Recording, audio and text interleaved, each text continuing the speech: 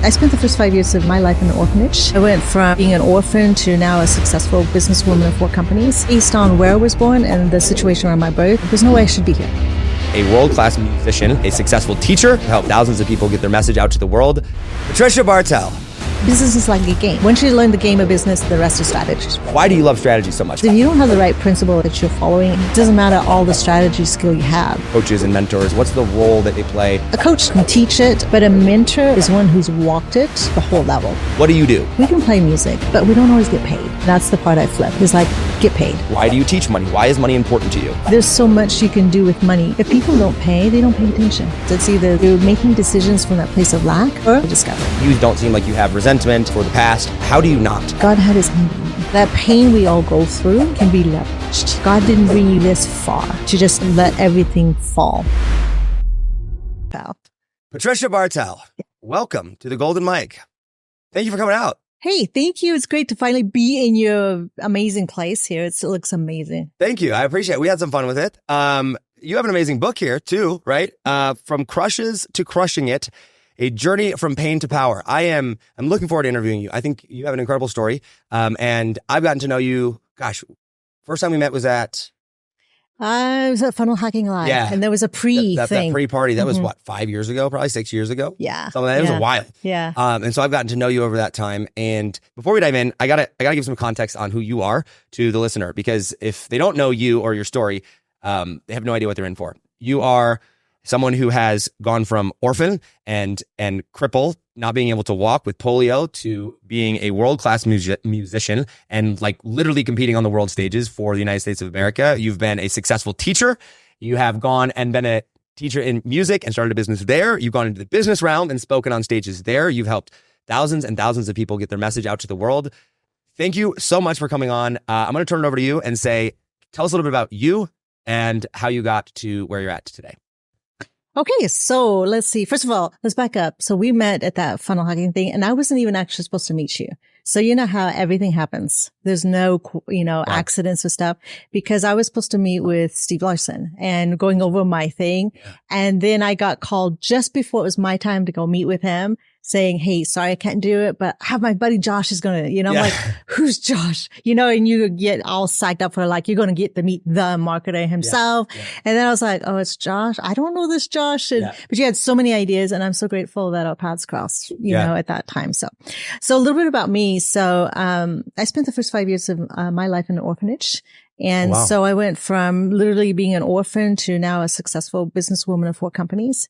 But really the truth is that based on where I was born and the situation around my birth, there's no way I should be here. There's no way that, I should have become a world champion musician, both with international notoriety, both as a performer and as an adjudicator, being a judge.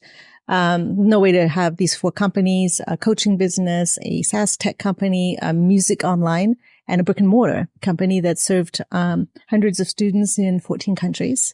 And now landing 2 TEDx stages and become an international best-selling author. Crazy. Yeah. And this is not a light book, by the way. I mean, this is like, it's a pretty thick book, right? I mean, there's some substance here to it. Yeah. So it's just crushing it in the 4 different areas of my life. Number 1, just kind of my backstory, my upbringing, but then crushing it as a musician, and then as a teacher, and then in business. Okay. So let me recap that really quick and kind of set a frame here for a second. Okay. You go from orphan for the first 5 years of your life, right? Which we're definitely going to get into that story, okay? Because I have so many questions. But you go from orphan and you're on crutches. And when did that happen? So I 10 months old, I contracted polio and a severe case of tonsillitis, and I wasn't supposed to live. Wow. So they said, when I got to the orphanage, this baby's not going to live. That's how sick I was. And then they said, even if she lives past, gets to 7, she won't make it past 7. And then definitely not after 14, because if you're not adopted by age 14, you're put on the streets. And not being able to walk, putting on the streets, begging for money or whatever, I wouldn't have lasted on the streets. And where were you born? Bolivia. Mm-hmm. Oh my gosh. Okay. So you go from orphan, not being supposed to live, not being able to walk, on crutches, to at 14 years old being told you're going to be put on the streets. Did you go to the streets? No. So I only was there for my first 5 years. Okay. So 5 years old, orphan, to then becoming crushing it in life, crushing it as a teacher, crushing it as a musician first, musician, then crushing it as a teacher, then crushing it in the entrepreneurship space, right? In business. Yeah. And I think the entrepreneurship space today, particularly online, is filled with a lot of people that like to say, "Oh yeah, I crushed it," or "Oh yeah, I was successful." Or like you actually ran a business, like for real, right? You ran a music school, yes. right? And you actually taught people how to play music. You were a world-class musician there. Give me a brief context of like the type of businesses that you ran or have run, and like kind of your background, or not background, but like just so people that know what you were dealing with. Yeah. So, what's interesting is as a musician, I mean, we spend hours perfecting that skill, really honing in that skill. So when it came to the teaching, that was fine. It was just me. And then a couple of my students wanted to also be teachers. So they're kind of like student teachers. Yeah. And then I held the World Championship in 2012 in my hometown. So first time the World Championships for the accordion was coming to the USA, and I was hosting it. And one of the judges there is like, "Hey, can I come teach for you? You know, you and I are two master teachers. We can do this thing." Right. And I didn't know how to say no because I really didn't have a voice yet. And my voice was taken when I was a child. So here I'm like, I kind of pushed back against it. But by the third time, he's like, "Let's do this. I'll have the lawyers draw up the papers. All we need from you is a signature." I was like, okay. I mean, it's like I built it for me. Both of us doing it. We could grow this thing. So he gets to the US. Long story short, it was not as easy as I thought. I mean, I was doing the whole old marketing school, newspaper ads, postcards, flying, hanging up flyers. Nothing was working. And I nearly lost my company, my little business. It was a little business by then. It was actually more of a hobby because I wasn't making a whole lot, but to me, I was impacting lives. And that's kind of where I started. And I realized I'm not a business owner. I don't know any business skills. I thought, put some flyers out, people will come, but they didn't. And I didn't in college. I really think colleges should, especially for musicians, you have to have some accounting. You have to be a marketer because in the end, we're still marketing ourselves. And otherwise you get into that, what is the poor musician, the poor starving artist. Yeah, starving artist. And I was not going to be that. But so I chose education. So when this guy came out, he wanted his salary now. And I had said, "Give me 3 months to build your studio." And I was with this lady. She's about 100 years old, Elizabeth Welty. And every 2-3 months, we would go to lunch and she'd say, "How's it going?" And by now she was blind and mostly deaf. And I didn't tell her how bad. I said, "I'm going to have to close." My mind, I'm like, I'm going to have to close because I don't know, how I'm going to make it, because now math has never been my thing. But I do know when one number is bigger than the other. Yeah. And clearly what was going out was not matching what was coming in. Yeah. And so I remember walking down the hallways and it's like, I don't know what else to do. I don't have enough income coming in. And then I go to lunch with her and she just leans over to me and puts her hand on my arm. She said, "Patricia, everything's going to be all right." And she knew nothing. I wasn't going to go into all that with her. So one day I was scrolling on Facebook. And I'm just trying to escape, you just get so deep. And so I scrolling it and I came across this ad said world-class marketing. I'm like, perfect. This is it, and I'm reading through it and I didn't know about copy then, how they know their avatar. I'm like, oh my God, how do they know that's my problem? How this? And I'm going. It's like magic. It is. It's like, if you don't know what's going on. I was such a newbie. Right. And you're like, oh my gosh, they know me perfectly. Yeah. Oh, this is amazing. Yeah. So I clicked through, filling it out and then I got to the call and they told me it's $10,000. I'm like, who charges $10,000? Yeah. And on the page, I thought it was a typo, by that time I didn't care I didn't have $100 to my name. So I get in the mail and this manila envelope and I was getting ready to go to a rehearsal, but it wasn't until a couple weeks and I thought it was my sheet music. So I throw it on the shelf. So a couple weeks, my rehearsal comes across. I'm like, oh yeah, I could grab the sheet music. I grab it and I flipped it over and it was from a lawyer's office. And I thought, oh my goodness, you know how the mind just goes to the negative? Yeah. It's like, and I rip it open thinking, is somebody suing me? Is, bills not being paid? And I rip it over and it's, all the technical. It's like, I'm trying to read it and over and I'm like, come on, what is this about? And finally I see Dr. Elizabeth Welty's name. And a little note that said, "It's not much, but it will help." Saying Dr. Elizabeth Welty. She had left me in her will. She had passed away And it was just enough to go to Tony Robbins Business Mastery. Oh my gosh. And that was my first step into the business world. Okay. We have so much to unpack here. First off, you're phenomenal at storytelling and I love it, right? That's, it's a gift that I think few people have. And like, yeah. So I want you to back up and I'm going to give you permission to kind of take the conversation where you want to take it because I trust your ability to tell story here. But I think that the orphan thing, we have to address this first, right? Okay. Like, because like, I think that that's such a, we just threw it out there and it's like, what the heck, right? You know? Yeah. So because so much has got to tie into that, right? So like I grew up with two parents that loved me, right? I grew up in a home with 7 brothers and sisters and my parents, thank God, they stayed together, right? Like, you know, I am very aware of the blessing of that. I cannot fathom a world, right? Like I don't even know what that would be like. And I don't think a lot of people do, right? And so when you hear, you know, the Bible talks about, I know you're a Christian, I'm a Christian, and we talk about, you know, visiting the fatherless and the widows and their affliction and the orphans and right? Like you actually have a firsthand experience of what that's like, right? So give us some context of that, of what was that like? When did you leave the orphanage? How did you get like your first job? Like, how did you get integrated into normal society with everything that you went through? Yeah. So here's the interesting thing is that although I was adopted when I was almost 5, I still felt like an orphan until I was 25.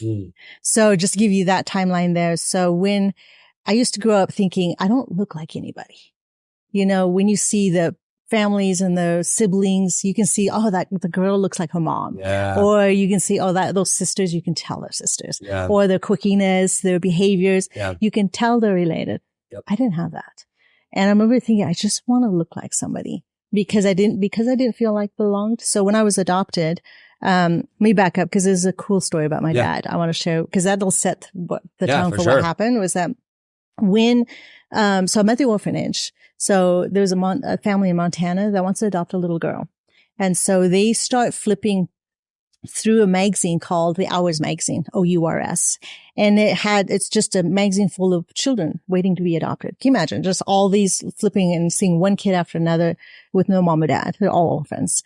And it had their picture and a description and their name for every child except for me. Oh my gosh. There's no photo, no description, just my name. And they said, we'll take that.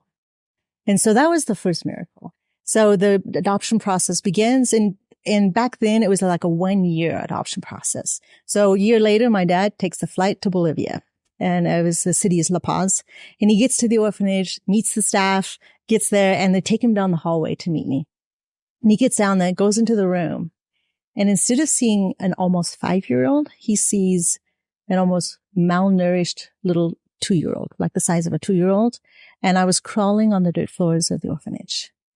God. And he's looking at that puzzled, like, and he looks at the staff like, "Es problema, ¿por qué no camina?" Like, why is she not walking? And their response like, "Oh, no, there's no problem. She just doesn't want to walk today." And so he walks over and kneels down next to me. And polio, what it did is affected from my waist down. And so the muscles are not developed.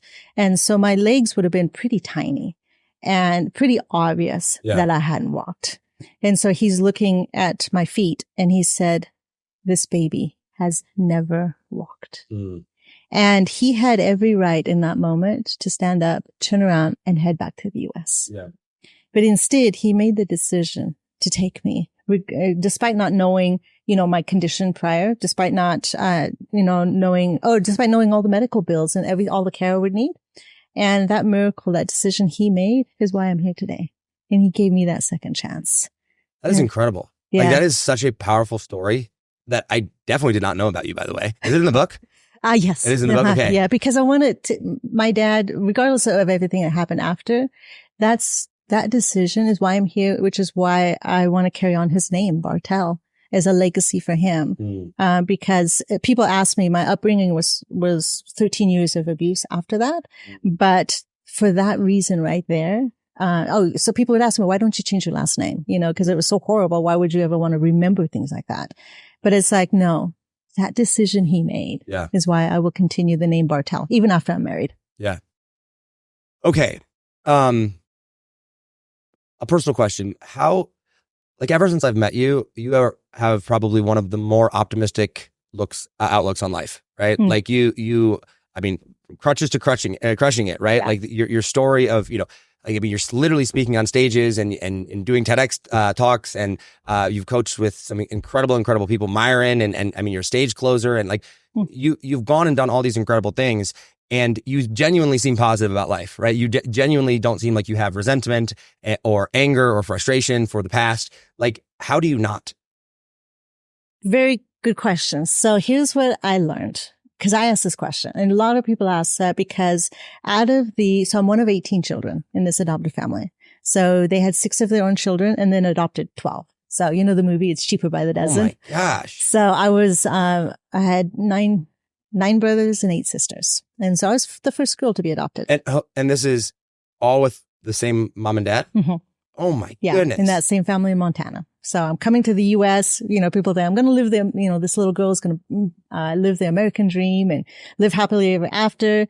No, it would be 13 years of abuse. And so coming into this family and realizing that I'm the black sheep of the family, it's just like I'm the outcast, neglected again. And just as a kid, I just stood alone, voiceless. And so I would see the other kids outside playing. I had chores to do. And because I couldn't walk, I did not have crutches until I was 9 years old. Oh my God. So I crawled. People asked, how did you get around? Like I crawled. I had this little blue, what we called a wheelie. You had 2 wheels on each side and you just roll it here. And I would sit there because it was on a farm. So if it wasn't that, I would just be crawling. So, and that happened until I discovered my brother's accordion, because I used to ask God, how did you protect me? Because when people look at now that I'm older and understand how abuse works and all that, most of my siblings, all of them, have either been in a mental institution or in prison. And so it's like, how did I escape that? Yes, the crutches and all of that. Some of the others had fetal alcohol syndrome from their biological families. So some things you could understand. But the abuse still had a toll on all of us. Yeah. And for me, it was 2 things. Number one, God had his hand on me and protected me from getting bitter and, really turning into anger and all that.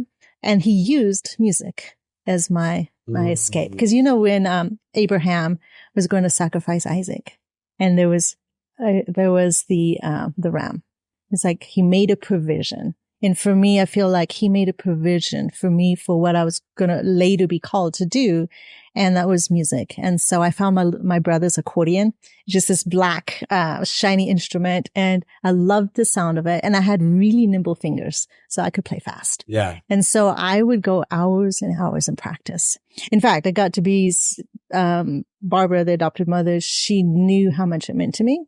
That got to be one of my punishments. Like, oh, no music for you today, So, but still through that, it was the gift that God gave me. And because I went so deep into it is what set the stage for me being the teacher I got to be. Yeah.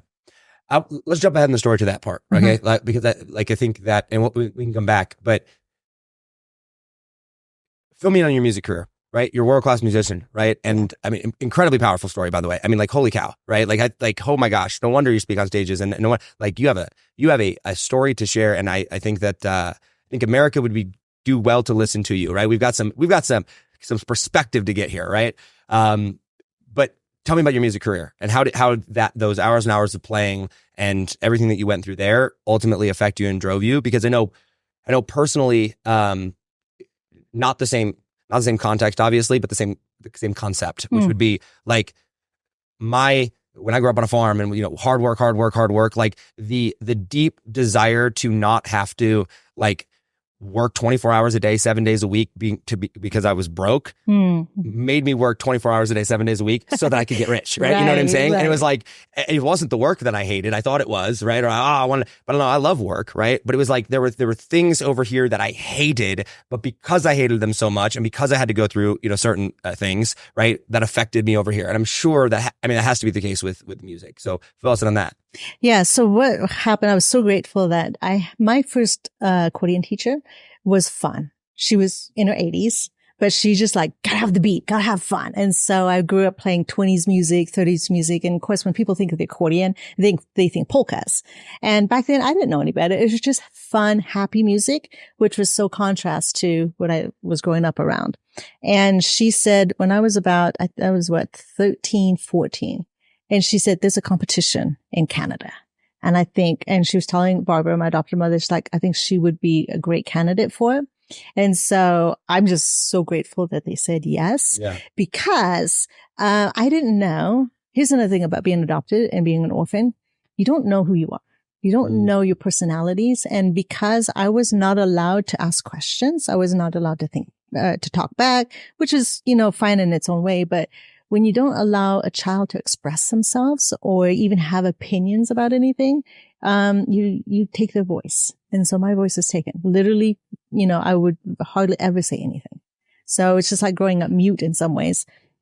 So when she said, go to Canada and compete, I didn't know anything about competition, but I found I'm very competitive. And so I was like, a common trait of some entrepreneurs, I feel like. I know it's right? competitive, but in a good way, because for me, I really wasn't competitive like against the next artist or whatever.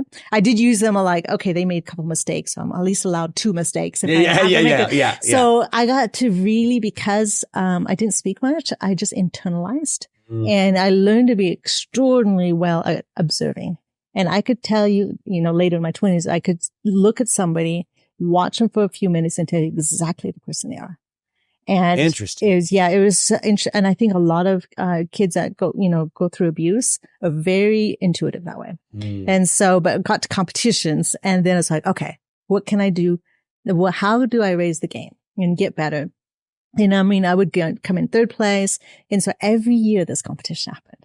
But what happened was that these people liked me.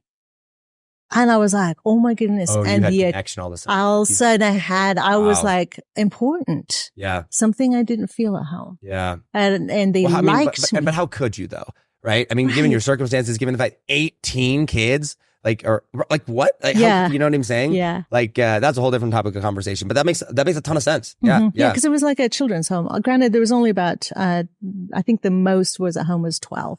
Okay. But still, I get it, right? Yeah. So, but because I was in trouble every day, I didn't know for what. I mean, for some of now that I'm adult, it's like the strangest things. Yeah. So, but here, the people loved me. They're like, they were for me. And, I became to be the little star, and that's what motivated me. It's like every year I was going to go to my friends. In fact, my hero in the accordion world was Myron Florin. He's from the Lawrence Welk show. And that show, every Saturday I would watch it. And I would like wait for that guy to come out because he smiled every time he played. I'm like, okay, I want to smile. I want to play fun music like he did. And the second year I was met by a guy named Gordon Schmidt. And my dad's name is Gordon too. But he said, hey, I have a surprise for Patricia. I know last year she told me she wanted to play like Myron Florin. And he had given me a sheet music that Myron hand wrote of a song called the Champagne Polka. And so he'd given it to me. He said, learn this. I said, okay. So I learned it, as okay, maybe, I can play it for him. And he asked me, did you learn that song? I said, yes. And he said, I have a surprise for you. I want you to be at the arena at 6 p.m. for a rehearsal because tonight you will play with Myron Florin. And I was so excited. I was beside myself. And what they did is they picked 7 of the best from the Northwest to close the show with 2-3 pieces with Myron. And I was there and they had me, can you imagine? I was, I think 14 years old by now. I'm backstage and there's 6 steps to the stage. It was this green carpeted stage. And Myron, he was playing a medley of patriotic. And they said, when he plays that, go backstage and you wait. And so watching my hero, just like, oh my goodness, he's playing. And you're about to get up there on stage. And I'm about to walk on stage next to him. My whole body was shaking and trembling. And then I have these other guys behind me. I was the only girl, the only female. And all of a sudden Myron looked at me and he gave the nod, like, come on up. And so we get up there and I knew the pieces that we were going to play. And here I am playing, and here's my hero. And he looks at me and just gives us a smile, and he just watches my hand the entire time. And so that was a dream come true as a little girl. And so How old were you at this point? I was 14. 14, okay. And so that was motivation. Number one, I got to see him every year. So I played with him on stage for 7 years, just going back. And he said, Patricia, until I was the one organizing, he said, go find the ones that are going to be on stage with us tonight. And so we would do that. So that was a motivation, and also just this drive to be the best I could be. Yeah. And I don't always know what was driving me. I was going to say, yeah. It's just like, I just wanted to get to number one. And actually, you know what? Now that I'm talking to you about it, probably because deep down, I didn't think I was enough. Yeah. And I didn't know that was, it's funny enough, a question within me until later in life. Yeah. I think that a lot of people that eventually answer that question don't realize that it is a question, right? I mean, I certainly didn't until I met Katie, right? And my coach, right? Yeah. Like, I mean, you're certainly a product of the coaching industry. I'm a product of the coaching industry. Yeah. Coaches, mentors, like, oh my gosh, right? And it's like, you have those people that come along and you're like, if I wouldn't have found you, right? Like, where would I have ever asked these, critically important questions? Right. And so I think that's kind of a commonality there. So that's fascinating. Yeah. Yeah. So that was just my drive to get better. And then I went to, I nearly quit my music degree at Whitworth at university because the teacher nearly quit. Wow. Because I told you I had my first teacher was in her 80s. She was fun. And I had a couple other guys that sat in as my teachers. Actually, one guy taught me for 3-4 years, and it was all fun. I loved music. Then I go to college, and I was ready, I buckle down, classical music, get all technical. But the teacher was Estonian. And so when dealing with Eastern European countries, I think they just have a different look at music. I didn't understand that. However, I would come to the lessons and he'd say, oh, here, we have all these little buttons we play. It's like, it's sloppy. It's terrible. My student, his top student, he's like, he would never play like that. He wouldn't play the notes like you're doing it. And I literally would cry after my lessons, and I hated my lessons. And so there was a couple times I can't do this. I'm quitting. I'm done. And then I was in Portland, and this gal, she saw me. She said, hey, how's it going? But then she got closer. She said, how's Whitworth? How's accordion? And I can't lie because it kind of shows on my face. I either like it or I don't. I can't. I have a hard time. Anyway. And so I just said, I want to quit. I'm done. Yeah. And she's put her arm around me. And she says, just remember all the fun you had with it. You've only got 2 years. You can do anything for 2 years. Yeah, really. And I thought, she said, you're halfway. And Whitworth made the degree for me. They said, 2 years, prove it to us that the accordion is a viable instrument, classical. And so, interesting. By 2 years, I had to do like a mini performance and for the entire board. And that time they would decide whether I could get an accordion performance degree. Wow.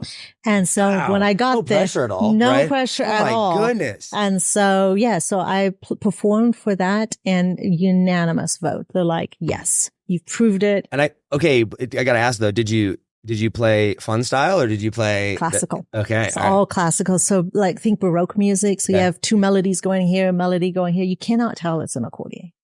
So because accordion is so versatile from blues to jazz to folk, French, tango, and the classical. So, so once I got past that mark, then it was all, gates were open. I could get my degree. Yeah. And that's what she was saying. You can do it. You've done the hardest part of it. Now it's, I have a junior recital and then a senior recital to do. And so I got through that, but I didn't love music yet. And it wasn't until I met Kendall Feeney. And she unfortunately passed away just a few years ago from cancer. But she was able to, I told you I couldn't really speak as a kid. So I didn't have language to express. I could feel stuff, but I'm like, I don't know how to express this. So music I could. But she also, and I was told this in college, they're like, you know how to do the stuff. You just don't know what you're doing. It's so innate in you. And I'm like, but tell me what I'm doing so I can do better. Cause again, competitive, like I want to be the best I can be. And I think a lot of artists are that way. Yeah. Right? It's like, God, tell me what I'm doing. And nobody could. Yep. Kendall, she's like, we call that a turnaround. But instead of doing it on that note, do it on this note. I'm like, really? And the fact was like, oh, that is so cool. And she was huge in artistry, and she gave me a language for the music I was doing. And then she's the one that prepared me for the World Championships on the artistry part. And then I flew to France and studied with a guy named Frédéric Deschamps, and he's known for producing world champions. And so he fixed my technique and tripled my speed. I was fast, but he tripled my speed. And within a month later, I went and competed for the world championships, came in third, and US had not been represented in decades. And number one, I was like a female. Yeah. And then second, from the US, what is she going to do? Play polkas? But I chose music from around the world, with the help of Frederick. And I got there, and of course, they are like, US, okay, but female, because the accordion requires a lot of upper body strength. Okay. So, and I had it because the crutches, built the good strength up. Interesting how that works. Yeah. And so it was all working for me. And then God has a plan or something. Yeah, maybe. Just maybe. Russia comes in first, Italy second, and US third. Wow. And so well done. That was it was a big moment. I had other international titles, but that one meant a lot because I was with the people of high caliber. Yeah. So to me, I'm like, yes. The underdog story. Yeah. Mm-hmm. I want to ask you about coaching specifically and coaches, mentors, because clearly, I mean, you keep mentioning all these different people, right? You've clearly been a product of this, and kind of it's a side note tangent, but I want to kind of get your mind on it here. I hear your expertise. I think that, or I know that there's a lot of different views of the coaching industry. There's a lot of different views of mentors, right? And do you need one? Do you not? And then you have, I think, pre the internet, or pre at least our world of online courses and stuff. I think pretty universally, you probably would have people that are successful saying, hey, get mentors, right? Get around mentors, apprenticeships or things like that. They wouldn't have called it a coach, right? The courses, because you had college for that, right? Right. And so I'm curious the role that you see coaches play, and how you think about choosing coaches and mentors, and what you would tell people, because I think you're in the coaching space now, right? Like, and this is why I'm asking that question. I kind of want to speak to that industry and speak to people that are in there that might be hesitant, right? About, people, everybody gets scammed. You hear all the people saying all the scams, right? You hear, I got ripped off, or I got this, or, coaches, I go on Reddit or I go on Twitter, and you just see the comments that are just like, courses are a scam, right? Like just universal blanket statements. And it's like, okay, like, yes, also college is a scam. I can make the same blanket statement, thank you very much, right? Type of deal. And it's like, okay, so as someone who has clearly been a product of that, how do you think about coaches and mentors, and what's the role that you see that they play, not just in your life, but I think in kind of the world today? So I've been on both sides. I've been scammed, and I've also had incredible mentors and coaches.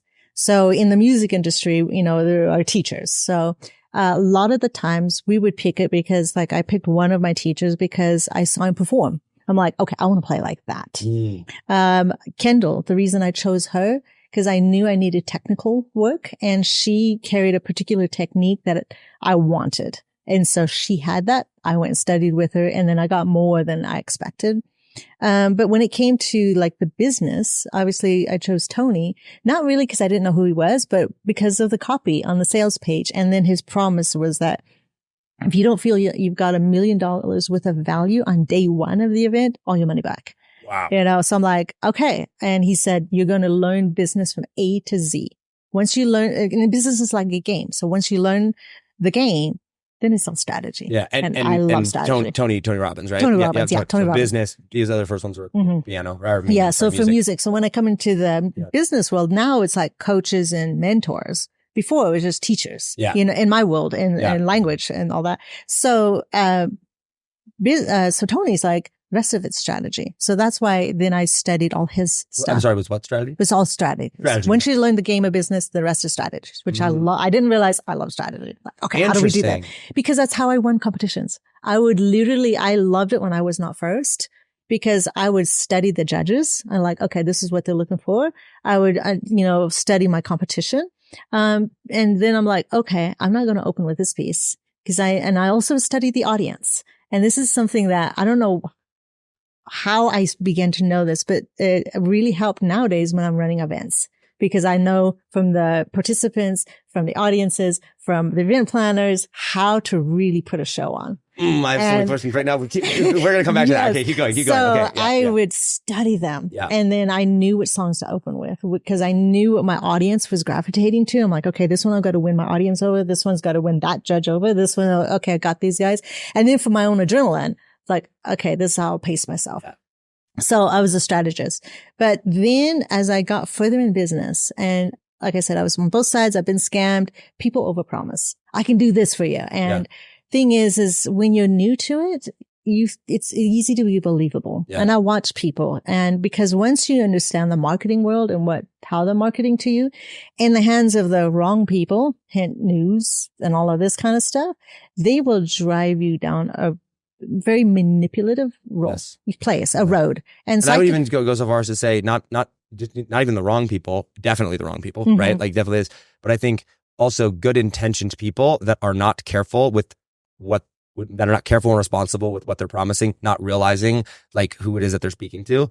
Yeah. Right. Like, exactly. I mean, I think there are a lot of good intentioned people out there that are, I mean, genuinely did have the best intentions with it. And the things that they said or the promises that they made, they genuinely thought they were going to deliver on, but they didn't understand that the people that they're talking to or coming into are so far removed from that possibility. Yes. Yeah. This is very, very true, because it's like, even I had attracted some young beginner, and I'm like, oh my goodness, you guys don't even know how to open Canva, and just is like, so yes, it's true. You can promise that and not be able to deliver because of where they're at and just marketing to the wrong people. Absolutely. So now, having gone through both sides of it, when I look at a mentor or a coach to me is somebody he can teach it. Maybe they've watched some of it.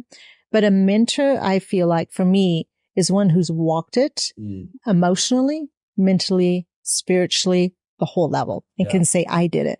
So one of the reasons I went for the world championship, because I wanted to know what the journey was like before I took any of my students through that. Yeah. Because when you go to that level, you have to know what it's like to represent your own country. Yeah. It's no longer Patricia Bartell representing Patricia Bartell. No, I was representing United States, my own country.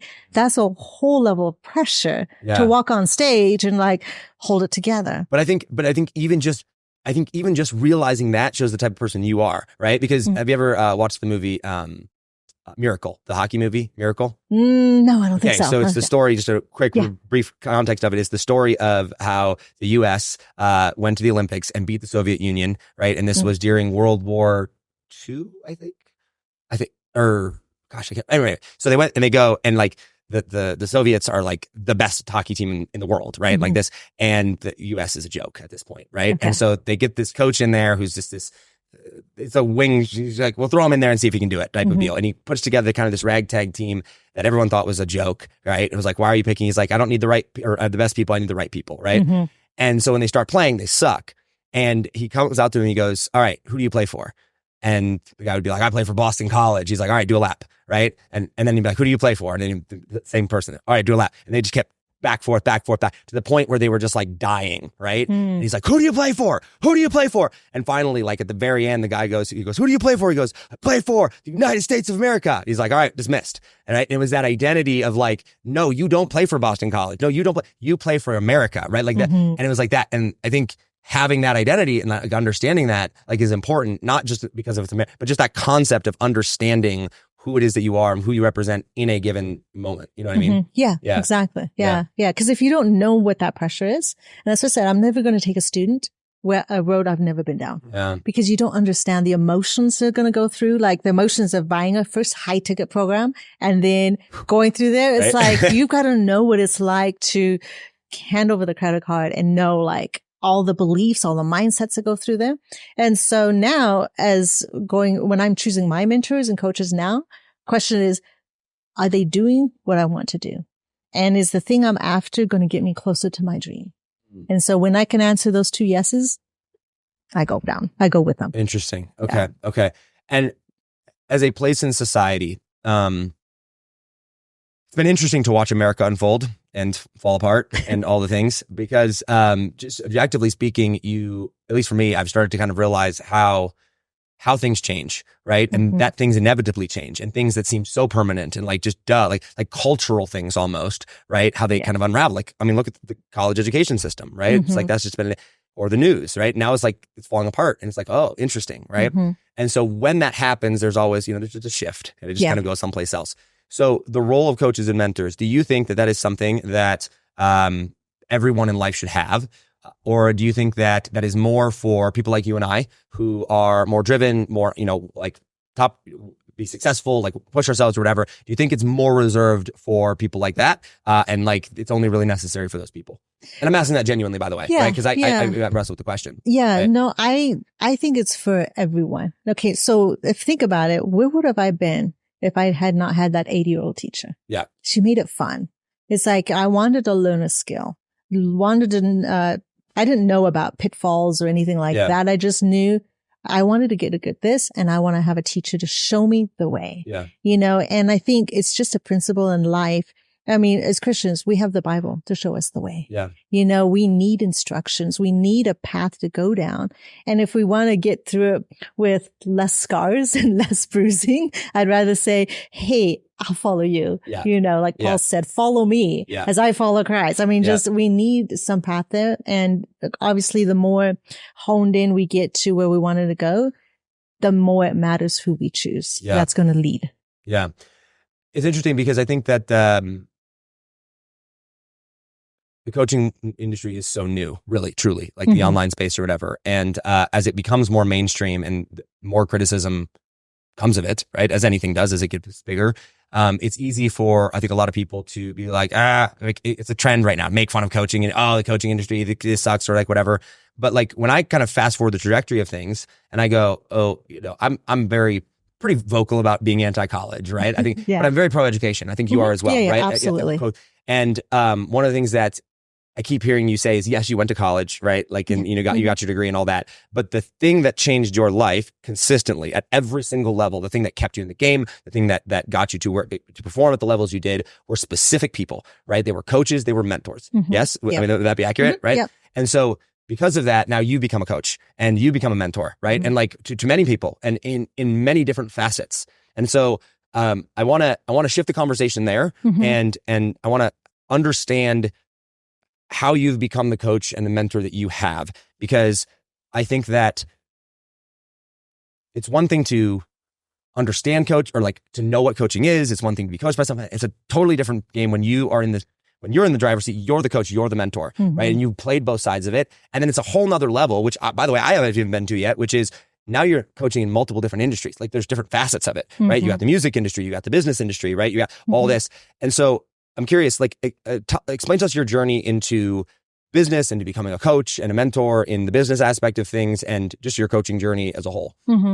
I think the music really played a big role in that, because as a music teacher, you're in it to get results, especially if you have a family that's coming to you and saying they want the competition route, and you need to get that child ready for the international stages. Okay. And so before, as talk about when I first started teaching, I'm like, I don't have a clue what I'm doing really. I mean, I know how to, play the music, but to really teach somebody, it's a skill of its own. Yeah. It's totally different. Totally. I mean, I met musicians that were cream of the crop, and I would watch them teach or do a master class. And I remember this one guy, and so the accordion, when you're playing it, and there's what's called the bellow shake. So it's these bellows, but you hold them tight and you go up and down really fast. And it kind of sounds like, the violins when they're going, this. So it's called the bellow shake. And this guy, big muscle, he would work out. That's how much upper body workout it takes for the accordion. So he would do that. And he was known as king of the bellow shakes. And so he's doing a master class now, and he's technically so good, excellent. And he gets these students in front of him, and this one guy's like, I want to do bellow shakes just like you. And he's like, okay, so do this. And he watches it, and I'm watching that too. I thought, interesting. And the kid's trying and nothing's working. He's like, he's flopping all over like a fish. And the guy's like, he looks at me, he says, this artist, and he's like, why can't he do it? Is he stupid? And I was like, no. And he said, and he shows him again, and he said, do this, and he's trying to watch the student try to do it. And he, like his hero, he's looking at it, and he's not getting it. And finally he's like, no, the student, and got, he was Russian. So the language barrier might have been, stupid might not have been the word he was looking for, but it's still like, stupid. You can't do this. Right. And I said, no. Teaching that is different than playing it. Yeah. You do have to know how to play it so you know the mechanics. But when you want to try to get a result from somebody else, you have to be able to break it down. So I learned in my academy, I don't always hire the most skilled performers. I'm looking for the teacher that's going to get the results that student is looking for. Yeah. And that set me up well for the coaching in the business industry, because I don't look at it just, yes, they need the mindset. They need the perspectives. They need the views of all that, but they also need to develop skill, like sales. Sales is a skill. Yeah. Speaking is a skill. Copywriting. These are all skills that develop a business. So you got to know which lane do you want to get in to develop that skill. And I think that's where some people are like, coaching, it's all this, that. But the way I'm looking at it was from that teacher perspective. Like, I've got to produce a result. My students need to get the result. Yeah. So I do keynotes and all the speaking. Okay, I can do that, but can I actually teach it? Yeah. And can a person break it down to know this is how you break down every part of the talk? And this is how you break down every part of the delivery. Yeah. That's the part. I think that set me up for that. And it's interesting. One of the things I wrestle with for myself is it would appear that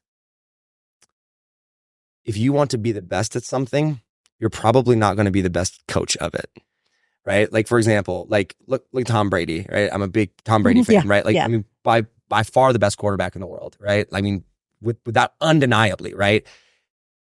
We haven't yet to see him coach, but also you probably guess that he's probably not going to be he's probably not going to go win 7 Super Bowls or 8 Super Bowls as a coach. Maybe, I suppose, right? But so many times you see players that are the best at something, right? In a sport or anything, and they go become coaches, and they're not that great at it, right? I mean, they might be better than the average person, but they're not the best in the world at being a coach, right? And then you see a lot of coaches in a lot of aspects, right, that are good players, maybe even some great players, right? But they're not the best in the world, but all of a sudden they become a coach, and they're gifted in coaching, right? Yeah. And as a coach, and as someone that also loves the art of what I do, right? Yeah. I love, you'll get this, right? When they say when you're in the moment, you don't think, you just do. You just do. Right? And so when people are like, what are you thinking in that? I'm like, I don't know what I'm thinking in that moment. What do you just go, you're just in, you just do it. And it's there's that mastery of it, right? Yeah. And it's okay, cool. But then you look at the wealth game, and then all of a sudden you're like, okay, wait a second. It's not just skills and all. I mean, I need leverage, and I need, all these other things. And then it's if I want to be a coach, that's a different skill. And it's okay, wait a second. How do I balance, do I want to be the best, right? Or how do I balance, or do I want to go out and impact more people's lives, right? If that makes sense. Does that make sense? Yeah. Do you wrestle with that at all? Actually, you know what? Here's the thing, is that once I realized the difference, like I said, I was very competitive for my own. I had to get there. So here's, I think what I've learned. I struggled in different aspects of music and trying to figure things out and figuring things out. I think the people that are just jump into something and they're just naturally gifted and they just open their mouths and they just do stuff, right? Yes, in some ways I was that way. In college, they would say you just don't know what you're doing, but you're doing it. I didn't know how to break it down. Yeah. Kendall broke it down for me. You're doing this. And that made me start analyzing, what am I doing? And I think you can have best of both worlds. So I do know the people that have struggled in their music or whatever their skill is that they're teaching, they make the best coaches because they struggled so much. They had to find out all the ways it worked and it didn't work. Versus somebody that just can come in and it just happens for them. So if that's the case, if it just happens for them, the art part of it, then it's okay, what am I doing? I still ask myself, students say, how'd you do that? I said, let me do it first and then let me break it down. Yeah, I'm thinking about it. It's okay, how am I doing it? I work it backwards. Also with knowing that this is interesting. We all have different hands, obviously hands, but the different abilities and fingering for me that would work on a music piece. It's not going to work for that hand, because they're just different. Mine are nimble. Maybe there's a little bit stiffer. I've got longer fingers. Maybe that's shorter fingers. I mean, my thumbs, I think a good, decent sized thumb, but some have a stubby thumb. You know, every hand is so different. So yes, I can break it down, but then I need to break it down for them. Yeah. You know, so in a one-on-one case, that's great. Obviously, when you're doing mass class, you have to know the principles of it. So I think you can have the best of both. You just have to be very conscious to know, how can I break this down to the smallest degree? Okay. You said principles there. And that's perfect, because I want to back up the conversation where I got really excited when you said strategy and stuff like that. Okay. Because when you're like, I love strategy, I go, okay, interesting. Because right now I'm on this kick of principles.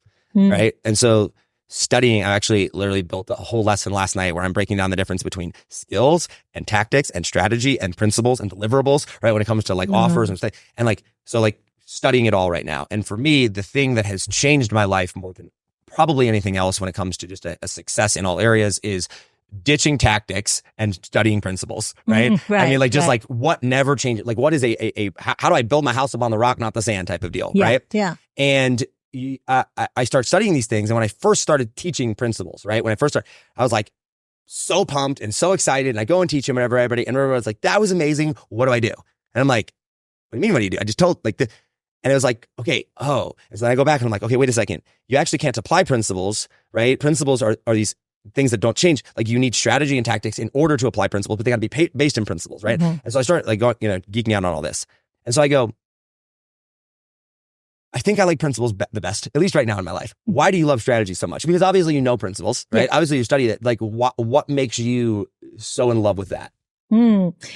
Okay, because number one, like, I love principles, and I think Myron Golden was the one that really honed it in for me to look for the principles working and to align with that part of it, and then apply the strategies. Because if you don't have the right principle in place that you're following and building around, like you say, building a house upon the rock, then it doesn't matter all the strategy skill you have. It's not going to work. So principle, yes, definitely. I like the strategy because, and maybe, okay, do this. Put your hands like this together. Okay. Which thumb is on top? When you're right. So do you notice my left one's on top? Yeah. Okay. Yours is this way. Yeah. Okay. So it tells me which side of the brain you operate primarily. So I can do this with all my students. I thought this was just because you're right-handed. No. Really? It tells you which side of the brain. No, I'm right-handed as well. Oh, you are? Okay. So I would separate my classrooms from the music and also business, because it tells me which part, strategies, principles, tactics, all that, my students and clients are going to be most like. So this, because when the left thumb is over, it means your right brain controls the left side of your body. So it means you're more right hemisphere dominant. And when your left thumb is over your right. Yeah. So it's dominant. It means your right brain controls the left side of your body. Yeah. And vice versa. Okay. And so if my right thumb is over the left side of my brain controls. Yes. Wow. Okay. So when it's the right hemisphere is the creative, the big picture, the visionaries, the feelers, all of that. The left hemisphere, predominantly, they're what I call the brilliant ones, because they think. They're thinkers. And, they see the world a little bit differently. You can have both. And music, for my case, I loved it because it developed both. So I'm skilled in both. One was more natural and the other one is learned. So when it comes to the principles. So if I have right thumb over, do I fall in the visionary category or do I fall in the thinker category? The thinkers. Thinker category. Yeah. That makes a lot of sense, actually. Yeah, the thinkers. So when I'm looking at that, then it's like, okay, so for me, the strategies really feeds that creative part. Because I have to look at every business model, like, okay, if you do this, what would that happen? If you do that lever and that lever, it'll produce this. And it became like a game. And so, but that was the creative part of me, the visionary, to see from the end, from the beginning, back and forth. And so I enjoyed it. That's why strategies stuck out to me, like, oh, I love this, because it's a game, because my brain is now looking to see how to figure that out from a visionary perspective, which is going to be different for you because you're going to look at strategies from a different lens as a thinker. Well, and I feel like naturally for myself, if it's just me, right? I feel like I love it being a game, right? Like podcast interviews like this, right? I'm like, cool. I'm always thinking about like, okay, where do I want to take this and how do we go? How do we make it feel right? It's all like a game or whatever, right? But then when I go into teach mode, particularly group, right? Or one, when there's many people involved, I go, okay, how do we remove variables, right? And I go, well, then I should just teach principles, because if it's a game or whatever, right? Like first I just got to get people winning, right? Yeah. And it's like, oh, interesting. And so I feel like that in and of itself though is a strategy, right? In a way, right? Yes. So fascinating. Huh. Okay. That makes sense. All right. So let's recap where we're at so far. We've got an insane story of a beginning in the orphanage, not being able to walk and crawling for many, many years of your life at the beginning. Miracle happens, you get adopted. And even though that was a miracle, even though there was abuse and even though there was a rough childhood growing up, you're still incredibly thankful for that, right? Yes. And that the pain and everything that you went through really in crazy ways, like so many more ways than we probably realized, like developed you into becoming the person and prepped you for the person that you're becoming. Yeah. Cause all this, I used to say, cause Tony Robbins, all his program, it changed my life. Yep. Totally radically changed my life. And up to that point, I would hide my backstory. Nobody knew what I went through at all. But when I began to look at it through the lens he was teaching us, and then I was like, okay, well, you know what? I wouldn't wish what I went through on my worst enemy, but I'm grateful for it. I can leave it at that. Yep. Fast forward, I go to Dr. Joe Dispenza and totally looking at the whole past differently, deeper. And now it's like, I would go through all that again to have what I have today. Interesting. And then that brought the gratefulness of that to a whole nother level, because I wouldn't have what I have today. Yeah. Without that. Okay. So, and we're going to get into that. So you go through that. You find music. Music is kind of your escape through all this. It's your saving grace, right? It's the thing where you, you kind of find your voice for the first time. You feel loved and connected for the first time with people that actually like you. And because like through this whole childhood and through everything, it's like, you have no idea who you are. It's all internalized. Like you don't even know you don't know who you are, right? And there's immense pain and immense suffering or tribulations, let's call it, right? Or trials. And then you find your music, and these mentors and coaches have changed your life. You go to college, you get a degree, you compete on the world stage, you rank America, which well done, thank you, right? America, right? You achieve a lot of success in the financial world. In the music world. Then you get into the business side of things through music, right? Which is you're teaching, you start a school, you've got students and teachers and that you're helping and working with, and that kind of catches us up to like where we're at now, right? Not in today's present, but in the storyline, right? Yeah. So in the storyline, that's where we kind of are picking up at. And so we're like, okay, cool. We've kind of talked about these things. I want to shift the conversation now. I think people have a pretty good understanding of that, at least as much as we could in the time that we've got, had so far. And we go, okay, let's talk business now, right? Let's go into coach mode. Let's go into business coach Patricia here for a second, because you are also very gifted here, and you've done some incredible things. You have incredible talents and skills with stage closing and speaking and different things like that. I want to get like pretty straightforward here just for a second. Like you can provide a little context and stories, but let's just look factual here for a second. What do you do? Right? Like who is it that you serve, and what's the problem, the thing that you really help people do and unlock it inside of people?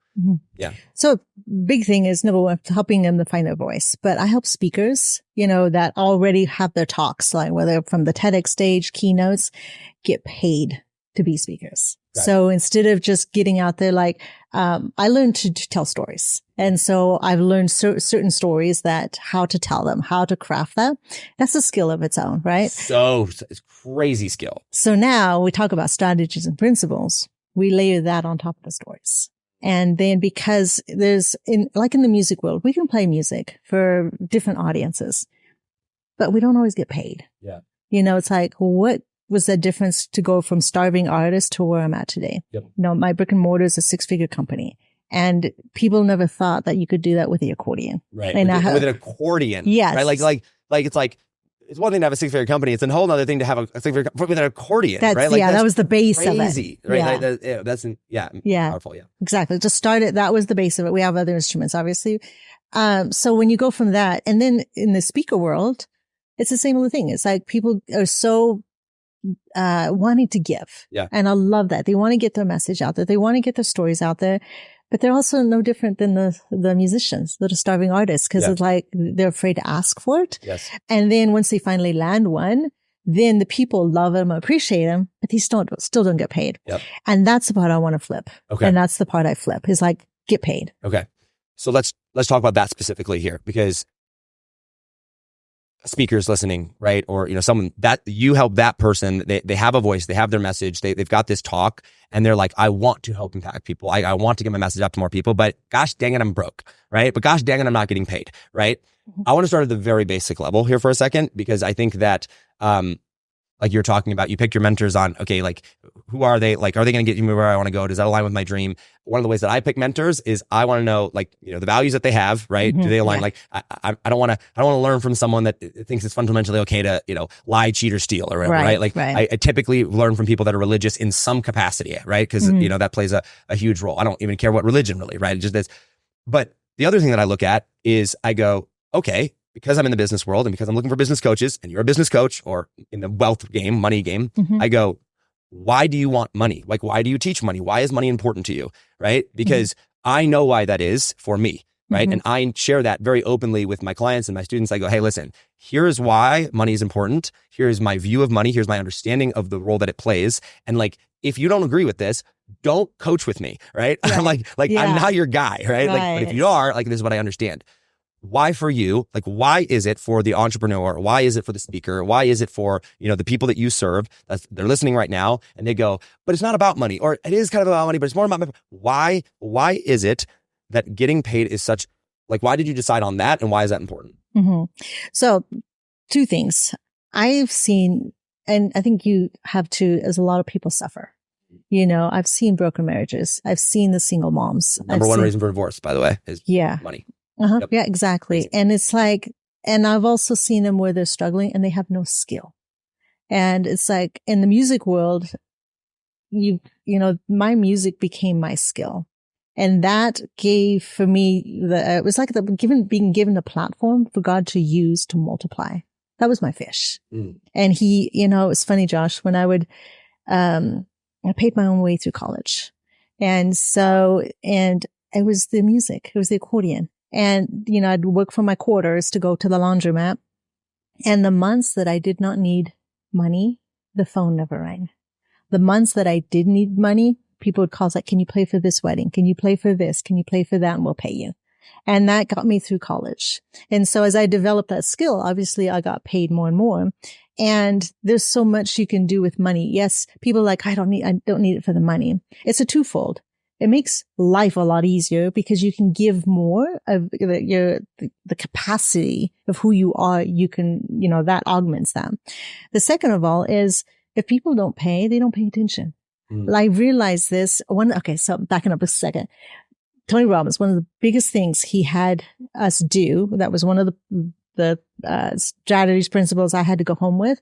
And it took me 9 months to implement. And that was to raise my prices. And I thought, no way, just at the basic level, I was undercharging. And I was undercharging because I was the artist entrepreneur. We're the ones that we have our skill, but we give so much. So he teaches the entrepreneur, and then there's the managerial entrepreneur, and then there's the artist entrepreneurs. And we're skilled, but we undervalue and don't get paid. And so I had to get over that hump because my business was going down the drain because I wasn't charging enough. I didn't know business skills. But once I did, okay, truth be told, my team did because I couldn't. I was a knot in my stomach. It's like, there's no way. I mean, my students already were like trying to find any money to pay for their lessons. And I thought, if I raise my prices, I lose most of my clients, because they're like, oh, can you just skip this month, skip this lesson so we don't pay? And so and for me, it's like, this is my livelihood, but I thought I was impacting them. Granted, some of them were not practicing. They were like, oh, I forgot I booked a hair appointment at the same time of my lesson. I'm thinking, this lesson is the same time, same day, every single week. How can you forget, So all these things were going. Consequently, then the student was not making progress. Yeah. And they're like, why aren't they ready for the competitive stage? You're a competition. And I'm like, yes, but there's a thing called consistency, And so the day came, we figured September, start of the new school year, new teachers, new prices. And I stayed home that day because I just couldn't. My stomach was in knots. I'm thinking, here goes. My business is already so bad. Now it's done. Yeah. It's done. And so I told teachers that, the staff, go ahead, let them know new prices September. And I stayed home and I waited for the phone to ring. And sure enough, the first phone call, I pick it up. I said, yes. And the first words were like, it's about time. I'm like, what do you mean? It's about time. What? That you raised your prices. You have, it's like, yeah, it's a bigger dip into my bank. Yeah, but it's worth it. You're worth it. And I'm going to continue. All of the students that we had at that time, by the way, there was only about 48 at the time, 48 students. We didn't lose any except one. And he came back a year later. Guess what? Because now they paid, those parents are like, they no longer booked hair appointments at the same time. They started showing up. They're like, hey, to the child, we're paying for your lessons. You're going to practice. So they showed up totally different. And that's when I learned like, okay, I'm also doing it for them. Yeah. So now they're making progress. The kids so much happier and they were so motivated. Yeah. So there's that aspect too of like, okay, how does the money work into it? Yeah. And that was a big part of it. Okay. So I want to apply the principle of charging more to, say, a non-coaching aspect of things, right? Mm-hmm. Because I think that if a principle about money is true, right, then it should be, principles never changed and they're universally applied, right? They may look different, but there's an underlying truth, there's an underlying principle that, in every place. And so one of the beliefs that I have about charging more money, and keep in mind, not only do I charge more money, I pay it, right? Like I pay I buy the $100,000 coaching, right? So that I can charge the 25 or the 50, right? Mm-hmm. But one of the things that, I've found is that for me, I believe that first and foremost, you can't create things well from a place of scarcity, right? I think that like, if you're going to build something long-term, or if you're going to build something of value, if you're going to build something that actually has impact on something that's sustainable, it is almost impossible to do that from a place of scarcity. I'm sure you're familiar with Sam Ovens, right? Yeah. Yeah. So I was at, the mastermind, it's a $36,000 mastermind to be in, part of. And one of the guys there, was telling Sam, I want to do this, and whatever. And Sam goes, well, why don't you go do it? And he goes, cause I don't have the cash. And Sam goes, well, how much cash do you have? And the guy goes, I've got 2 months left. I got 2 months of cash. And like, you could have heard a pin drop, right? Yeah. And Sam goes, dude, you don't even have the freedom to think unless you have $100,000 in the bank. I would lose my mind. This is Sam. I would lose my mind. I'd freak out, right? If I had less than $1 million in cash at any given time, right? Mm-hmm. And he goes, because you can only see into the future as long as you have cash, right? So if you got 60 days worth of cash and then you're out of money, that is as far as you can see into the future, right? Because then you're going to worry about it. Now at some point that tapers off, maybe a year or 10 year, whatever, but the concept there, right? Yeah. And so I go, okay, we as coaches or we as business owners, period, whatever industry that you're in, we want to build quality products, right? Mm-hmm. We want to build quality offers and programs, and we want to make people we want to do something that's impactful. And yet when we undercharge on something, forget about the client for a second, right? Mm-hmm. Like yes, everything that you said is accurate. To me, I look at it and go, the reason that someone needs to make more money is, whether you're a coach or whatever, right? But the reason someone needs to make more money is because, first and foremost, you have to get yourself into a place where you can actually deliver at the level that you should be delivering at, right? And I go, if I want to sell a client something, I personally, and I'm going to apply this to services because that's what I teach, right? I'm a coach, but I teach services because that's how I made my first and second $1 million, primarily through doing services. And I go, if you sell a service, I think it is morally more ethical to charge a lot of money for something, right? At the beginning, as long as you're certain you can deliver, because now you can focus 100% of your attention just on that person. And if something goes wrong, right, but like, you can just go fix it, right? You can absolutely ensure that you're going to actually deliver on what it is that you're going to do, right? So I'm curious for you, from a you perspective, from a your student's perspective, not who you teach, but like why you teach them this, or do you believe that there is an argument to be made that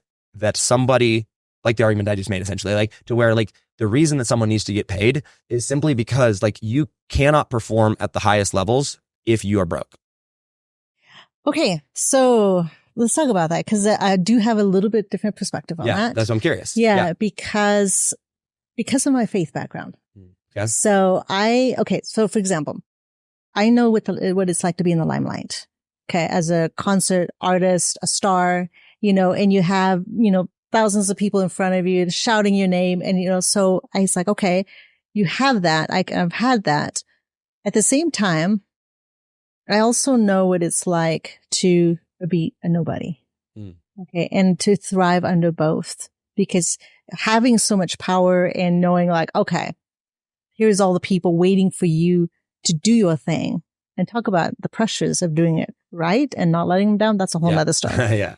So when, in 2012, I hosted the World Championships in my city for the accordion. First time coming to the US, and I was told, easy, organize it. All you need is a hotel for the judges. Make sure there's a hotel for the competitors. They pay for it, but you pay for the hotel, the hotel for the judges, the venue. That's it.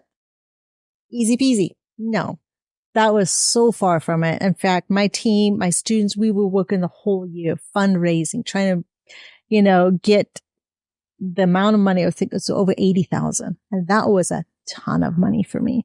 I like that. You might as well have said it was $1 million. Right, that's how much it was for me. So, but there was something that I learned there. It's walking through that gave me a different perspective of what drives me in the business. As far as, like the money is like, you can only see that far, is that we didn't make much money during this 2012, leading up to that competition. It was like maybe a few hundred here. Oh, finally got 1,000 there, maybe a couple thousand there. But that was a long shot away from the 80,000. And the first team that was with me to build that much money to run that event, actually, they saw the liability of that, and they all, except one, exited. Wow. And left me standing alone with this one gal. So then a different team came around me. It's like, okay, we can do this. We'll get behind you as long as none of our names are on it. Just your name, because a hotel, once you sign the contracts, the hotels, and there was a 5-star everything. And I thought, okay. And so here we are, leading closer and closer. Now we're 2 months away, and I still don't see a whole lot of money yet. Yeah. And it was during that time, I couldn't tell anybody. My mom, my third mom, she's like a spiritual mom, the one I have now. Her name is Debbie. She was the only one that knew the pressure I walked under those 2 months. And it was in that moment that God spoke to me, and he reminded me of the verse. It's not only by faith. And so for me, in that sense, coming from that faith, I've had to walk so many paths that I couldn't see what was in front of me. I couldn't rely on the securities of this world, because when like this is what you're called to, and you have to walk in that provision of understanding of who he is as your provider. And so under that, then I'm not pressured to make more to this or that, because money has to flow in and out, so whether I can see I know I'll be the first female quintillionaire. That's just a knowing and understanding. That's where that'll be. So what am I going to do today? So I can't let that, or even when I was in lack, like, okay, how's that going to control me? Because there's being a type A, strong woman, get her done, and things like that. Competitive is one of the hardest things I've had to learn, is to let go and not let the environment and everything control what my decisions were, except what's the call and the mission on my life. Okay. I'm going to follow up with that, because that makes sense. It makes a lot of sense. And I appreciate the perspective of that they're particularly as, I share the faith, right? Like I'm Jesus, amazing, right? There is that faith aspect to it. Two things. One, do you think that those things are mutually exclusive though? And then number two, and here's what I mean by that, is you were in a season, or you had a time where there was stress, 2 months here. You had a time of lack over here. You didn't stay there, right? I would argue that, and by the way, this is my perspective, and I'm not certain of it. Like there's things I'm way more certain of. I'm open to being wrong on this, right? But this is how I've come to this. Everything you said, I agree with, and I don't think it's mutually exclusive to my point, which is there might be seasons where things might be tight, or there might be seasons of pressure, and those are necessary, right? To grow you into, the pressure, the refining fire or whatnot, but you don't stay there. You go, and the goal is to get out of that. The goal is to go and move and get to a place where like I don't think that if you start in a season of, or start in a place of poverty, right? Or start in a place of scarcity, that if you get to the end of your life, that you should still be in that same place. Right. I think there's going to be this along the way, right? Yeah. But would you agree that those things are not mutually exclusive, and that the goal is to not stay there? And while faith is required, you could also have just as much faith. Like, let's say I have $1 million in cash in the bank, right? That sounds like a lot of money, right? And, for you or I, living in the average life, right? But now imagine I am, responsible for, $1 billion decisions, right? Or I'm just responsible for running, armies or militaries, or I'm responsible for satellites that could, something goes wrong, millions of people could die, or I'm responsible for, you know what I'm saying? Yeah, I could have just as much faith in that setting, right? Like with all the stress and all the pressure or whatever, and not have to worry about how am I going to put food on the table or pay the bills. Could you not? Correct. No, I think both points. So a couple of things is that every person, like I said, it walks in a different season. Where I'm at today in the season that I'm walking at the level of my faith is going to be different for somebody else where they're starting. So it's like I've had to walk through the trials, to get refined, to be able to get to where I'm at and be able to operate that way. Yeah. So is that the same for this person, that they need, to have the food on the table, be able to see that there's provision, have the stability?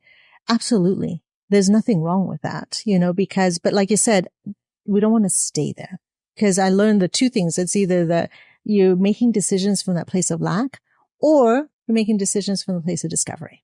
And so when you have discovery, meaning it's curiosity, it's like, cause I used to, when I was in that place of like trying to figure out how am I going to make this business work? I'm trying to go out and do the things I knew to do, but the things were okay. It was from internally what was driving me, because it wasn't my faith at that time. I was just like, okay, got to make something work. So that began to put a striving within me, because I needed to force an outcome, instead of applying principles and faith and keep moving. So over here now, business is fun. It's like, okay, like we're going to be strategizing. It's like, okay, how do we, if we put this here, put that there, but it's not like I have to make money today. Right. It's like, yes, I do, but it's not, it's like, I'm curious how we can build this. And I know it's going to produce something. And that's what I'm talking about, right? Like being in that state. Like, I think that I call it the freedom 2 ladder, right? I think that the first goal of every entrepreneur is, freedom to breathe, right? Like, but like after you're breathing, you're like, okay, cool. I'm not literally worried about like going bankrupt and ending up in jail because I can't pay my bills, right? Like, don't be there. But like the first immediate goal is the freedom to think, right? And it's the freedom to go, and that's what I'm talking about, right? Yeah. And so I want to loop this question back to the starving artist person, right? The speaker, right? That's out there, and they're listening, or they're like hearing, like, wow, I want to make more money, right? Like, wait a second, hold on, wait, like I'm broke, and I want to get paid to speak. And I think that whether we know it or not, because we have been fed so many lies about money, and we have people have no clue what it is. Like it's not real. It's made up. It's all manipulative. It's all manipulation in a sense, or the way that's been taught, right? Like we have no concept of what it really is, right? Because of that, people have so many deep-seated fears about money, right? And so when they hear you say, "I will make more money," whether they consciously realize it or not, there's these deep-seated fears, right? Or is that okay? Is it morally okay, right? Like, am I doing good? Is that bad? They have all these, right? Or these things. What to them, what would you say to them specifically? Just, like, what's your message to them to say, hey, here's why I think it's a good thing. Like, if you got a message and you want this, here's why I think you should go get paid more money for your message. Okay. So a couple things. So I love the fact that the part you bring up about, okay, so we do have all these deep-seated fears. Yes. Whether it's from our childhood, whether it's a pastor saying it, whether it's like, especially from the religious world, let's put it, it's worst. It's like, I have all these fears. I shouldn't be out there doing these things. Yes. And then there's the part, it's like, okay, at the beginning when we're getting out there, it's like, and I was really glad I focused on my skill. Yes, I wish I had some little bit of business savviness and all that, but what brought me through it was skill. 100%. Because, the Bible speaks about that's what opens doors for you. That's what opens doors. So the more because I developed the skill, now I could walk through the next part because I had something to use or to be used to create something for me. Now, for the ones that are like, okay, I got this great message and all that, and I, do I get paid more? How do I do that? All of this is number one, yes, get paid. And the reason is it causes you to step up your game, to cause you to deliver. And the next level. Yeah. Right. If you were to say, Patricia, I'm going to pay you $50,000, go do this keynote. Yeah. I'm leveling up, make sure I deliver. Yep. So, but if it's like, something, I'm going to pay you $100 there. It's more like, okay, I'll prepare my speech the night before. Yeah, right? yeah. Well, there's a little bit of, we want to do everything skillfully, right? And with excellence. And I make that regardless of how much I paid. But it's kind of the example there. It's just like, okay. Yeah, but I think that no matter how much we want to pretend that it's not the case, I mean, I think it's in human nature. It is. Right? Yeah. It's like mowing the lawn. Myron Golden talks about this. Mowing the lawn. It's like you'll do it. It's $100 and you pay me $10,000. I'll go do it happily. Right. Right. It does. There's right. that. And people like, particularly Christians, and I love the fact that we share the Christian faith because like, I love Jesus and I love Christians and I'm a Christian homeschooling marketer, so I can make fun of Christians homeschooling marketers, right? Same here. Right? Like you get it, right? I was homeschooled too. Yeah. Okay. So you get it, right? It's like, but like the thing with Christians is we want to act like what the Bible says that we should operate like is actually how human natures are innately wired to operate. And it's like, no. That's the Bible telling us that this is what is good and this is how we should operate. Also, we live in a fallen world, right? We are not inherently perfect, right? We have these things and it's just like, so I like to just look at things objectively, right? And I think this is a perfect example, which is right. It's like, hey, if you get paid $100 for your speech or you get paid $1,000 for your speech, right? You could practice, right? You could practice your whole life, a decade or 15 or 20 years and you have this skill. And if you're still getting paid $500, you're going to practice as hard as you possibly can. But all of a sudden, if that price tag overnight becomes 10 grand, or overnight becomes 50 grand, you find a different level of commitment that you didn't know was there, right? It's like when I had my daughter, there is nothing you could have told me. I was like, my wife has all of my love. I have no more love to give. And then my daughter was born and I'm like, newfound capacity I didn't know existed, right? Like, and it's like we are driven by incentives there. And so I think that's an excellent point. Yeah. Yeah. Yeah. Because people don't realize love multiplies. Yeah. Big time. Yeah. Yeah. I found that out when I had Willow. I was like, oh my gosh. Yeah. Yeah. And then wait till you get to your second one. I can't imagine. Yeah. You just keep expanding your tent. Yeah. Okay. So that's the message. It's okay. By charging more, it's going to allow you to level up. It's going to force you to level up, right? It's going to be the catalyst. It's going to be the thing that creates a lot of the capacity. And I'm a big believer in that. Could there be other things that potentially could have the same effect? Yeah, sure there are. But like, it is a catalyst for allowing that to happen. Yeah. And when they're getting their message out there, then there's twofold. They're providing for their family. 100%. Which is what they need to be doing. It's like, use your skill with the things that God's given you.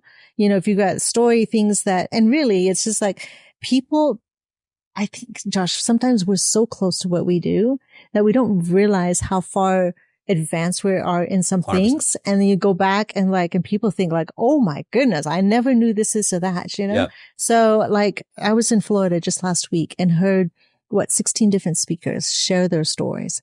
I got so much from every single story. I'm thinking, wow. So the speakers, yes, share your stories, but provide for your family. Yes. And if that's a skill God's given you, my goodness, go for it. Yes. And level up that skill. Yes. To get better gigs and then get paid well doing that. Well, and I think that particularly if you have a family, right? And particularly if you are a financial provider, like I think that is your number. I mean, outside of your relationship with God, like that's the highest. If you're not providing for your family, I don't care what amount of impact you think you are having elsewhere, right? Like if your family is not taken care of, like, hello, like you're neglecting that job. And I think so many people are like someday, right? And it's like, no, someday is right now, right? And it's like you've got to provide now. Like you've got to step up and be the man or be the woman now. So, okay. Now I want to take it to the next step. So we've got the speaker here. We've got this person that's gifted at what they do, right? They've got a message. Maybe they're booking some stages, or maybe they're doing webinars, or maybe they're getting on podcasts or like whatever. And they're like, I am severely underpaid, right? Maybe it's not even my full-time gig right now because I've got to have supplemental income in some way, right? How do they raise their income? Specifically, like be brilliant right now, right? Like how do you go about helping that person go and get paid for what it is that they're doing? Okay, so a couple of things. Number one, a lot of them don't have their talk structured in a way that allows them to get paid. Because when one person hears you and it's like, oh my goodness, I want that person at my event. Because we have no idea who's in our audiences. Like I had no idea when I was just giving my signature story at a mastermind that the curator for the TEDx one of the TEDx's was in the audience. Oh, wow. And she's like, go apply. I'm the curator. And I was like, really? It's like, go apply so I can approve you. Yeah. You're in, just fill out the paperwork. Yeah, I still had to go through the process. But again, it's just like that skill makes it way for you. So when people, and also the other thing is like when people heard me, like one of them, I closed a high ticket with my story, but I had all the elements of a talk that is designed to close people on a product or service. And sometimes it's just an idea, it's just that level of communication. And so they're like, okay, can you do this for me? Can you close for me here? Can you jump onto my 5-day challenge and close it? Cause I don't like talking about money or I don't like selling. I'm like, I love selling. Yeah. I love buying things. I love being sold to. It's just a different perspective, right? So for the, we're wired so differently. Do you know Nick Robbins? You probably know. He's kind of invisible, but he's a like 8-figure behind the scenes guy, right? Okay. And we're at FHL and I go, hey dude, do you want to go to dinner? And he texts me back and he goes, hold on. The master's about to pitch. I got to sit through it and take notes. I'm like, we're such marketers, right? Right. Totally. Yeah. I would call, actually, I just jumped on a webinar yesterday. Oh, at the airport, waiting for my flight. I was like, I'm going early to the airport because I don't want to miss, because it's right at the point they're making the pitch, is that I would have to leave for the airport. I'm like, no. I'm going, just because we're always, leveling up. So anyway, back to your question. Which is, presentation structure incorrectly. It's the structure. It's like, so when they get out there that they don't know who's in their audiences, to say, okay, I want you at my event, close for me or whatever it is. And one thing that's fascinating, Josh, is a lot of speakers, they don't know who they're actually talking to. They think they're, okay, let's say, you're coming up to speak to a bunch of marketers and you go out at Josh's way, who's more a thinker. Yeah, right. There's 4 types of audiences in that audience. And so a lot of speakers are only speaking to the audience that's like them. And they don't realize there's the whole 3 other sections of them. And really knowing, okay, how do I structure my talk to reach to every single one of them? Because otherwise you're leaving money on the table. So people's like, well, he's not like me, or she's not like me. But when I get up and talk, every person feels like I talked to them exactly, because I know how to shift some of my story to make sure I speak to all 4 of them. But how does that turn to and maybe a better question is this: do the speakers that you're typically working with, are these people that already have an offer in place and they're trying to pitch it, or is that concept new? Or like how does your speech turn to dollars? Are you getting paid on the front end? You get paid to speak, or are you getting paid on the back end, which is you speak and then pitch? So both. So there's some of them that want to speak from the stage. Like, I want to get my message out there, be this influential speaker, but I want to get paid. So how do I structure my talk so that I can sell my offer? Yes. So a lot of them have some sort of offer. So some of them I have to help redesign their offer because it's to position it so people want it. Is another story, which I know you know. So, but when they get to their, and this is something my Golden also hammered into, is like people buy for one reason only, and that's because they feel like it. 100%. So I had that hanging on my wall for like a year and a half. Yeah. Every day. Yep. And speakers, that's the number one thing, is how are they going to make their audience feel? And that will determine the level of how many of them are actually going to buy. Okay. So you basically, if someone comes to you, so I'm understanding this, is you sit down with them and you go, okay, great. First thing we have to figure out is you have to figure out a monetization plan, right? Are we getting paid to speak, right? Mm-hmm. Or is this a webinar? Or are you going up there and presenting and then you're going to pitch on the back end, right? What's your path to cash? Are you getting paid up front or are you getting paid on the back end, right? Yeah. And depending upon what that is, there's going to be 2 different types of presentations, yes or no? Yes. Yes. Okay. Yeah. So one's a presentation in 30 seconds. Like, what's the core difference between a presentation if you're getting paid up front versus if you're going to pitch at the end? So if you're going to get paid, okay, so on the back end, like it's like I'm pitching my program to, say that's a webinar kind of thing. If you're getting hired to pay on a stage, so that kind of a talk is dependent on your conversation with the event organizer to know who's that audience that they're wanting you to speak to. Got it. Okay. And that's the difference. Because just where do you do your homework? Do you do it on the back end? Or your webinar, you're selling them with that strategy to sell them on the back end? Or are you with that event organizer? Because it's like, my questions to them is like, what is the problem that these guys need to solve? Hold on. I'm sorry. I think I misunderstood. So if I'm getting paid $10,000 to show up and go speak at an event, and I'm not going to pitch something at the end of it, right? That's option 1, or that's path 1. And then there's path 2, which is I'm getting paid $0 to come speak at an event, but I get to pitch at the end of it, and I'm going to get paid that way. Okay. Option 1 how do I prep for that speech? Like, how is that different than this one over here? Okay. So that speech is dependent on the event organizer. Okay. So if I'm not pitching, I'm going to talk with the event organizer. Yeah. Because okay, they have to know, okay, what's your talk? What kind of result can you bring to this audience? Got it. Okay. A lot of them have seen, like, one of the great speakers I know, is, Nick Nastasano. He gets out there. He can bring transformation when he speaks. And so obviously then the event organizer is like, we want that guy. Yep. And then they negotiate a price, but that's the way he can do a speech. Not necessarily going to sell him on that product or something, but it's like, what kind of transformation can you bring? The level of the transformation you can bring will determine also how much then you can negotiate on the back end. Got it. Okay. And now if I'm doing a webinar style presentation where I'm going to get up there, I'm going to present, and then I'm going to pitch, what does that look like? So that one there, you're going to look at all the different things you seed throughout your talk. So people think, you're going to close, sometimes they call them platform closers, or, it's like, okay, it's just at the end when you do the call to action. It's like, no, tell me you know nothing about pitching. It's literally what happens before you even get out there. So then the whole thing is a close. It's not just like, oh, I'm going to do this nice presentation. No, everything is planned before you even. Yeah. And it is fascinating to me. The more I study how I buy, the more I study the wealthier people I sell to, and the bigger the decisions, the more I realize that they have made a decision in about 30 seconds based on one thing, right? It doesn't matter. They have decided whether or not they're going to buy before they know what the offer is, before they know what the price is, before they know that we've decided, right? And it's like, once you realize that, all of a sudden the game becomes very different, right? Because you're like, oh my gosh, what is it that they're actually buying now? Like, what is it that I actually need to communicate? Right. And I think you do that very, very well with the stages, closes that you do. Yeah. Thank you. Yeah. Okay. Fascinating. Thank you. Yeah. I want to end with this. I want to end with the book because we've been going for a while, and it's been it's powerful. So first off, thank you. Thank you for sharing your story so openly, and for being willing to share, the past, and being willing to share how those things have affected your life. And I think that people that have gone through seasons of life like that, or that can relate to some of those stories. Remember when you said, like, I felt like I was never seen. I felt like I was a nobody. I felt like I didn't know who I was, right? I think that people that have gone through and maybe have had those same feelings, all of a sudden, maybe for the first time or for the first time in a while, feel heard, feel seen, right? Like, feel like someone, gets them. And so I really, really appreciate that. And I appreciate you sharing your knowledge here.